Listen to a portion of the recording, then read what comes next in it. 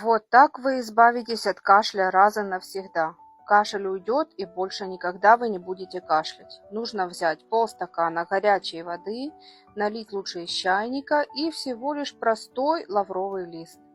Кладем лавровый лист в воду, и дальше произойдет то, что избавит вас навсегда от кашля. Мало кто знает, но вот такой вот метод применяли еще индейцы. Сейчас я расскажу, как правильно им пользоваться. Пока что у нас лавровый лист в горячей воде настаивается. Это средство избавило от кашля всегда. Миллионы лет работает, и это придумали индейцы. Да, как знаете, жили они не в теплых домах, а иногда было очень холодно зимой. И вот это средство придумали индейцы. Но оно реально помогает, выручает.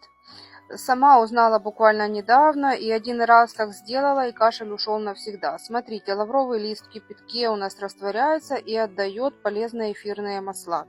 И всего-то навсего надо над этой кружечкой подышать, как над ингалятором, и кашель прекращается в момент.